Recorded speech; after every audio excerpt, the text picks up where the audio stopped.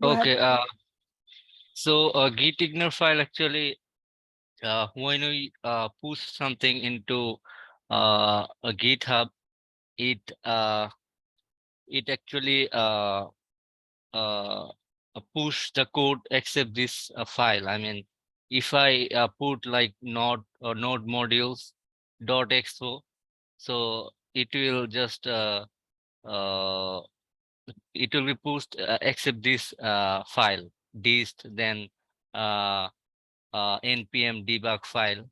So that's how it will work.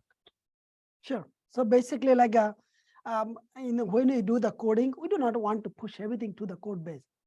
And that's the reason there is a functionality in the Git. It's called the gitignore. So this kind of things we do not need to push. The debugging and this kind of things, we just want to keep it. And that's the gitignore does.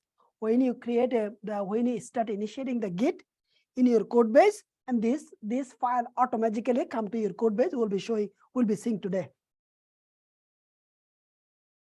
Anything else, Pratik? Oh, no, that's all.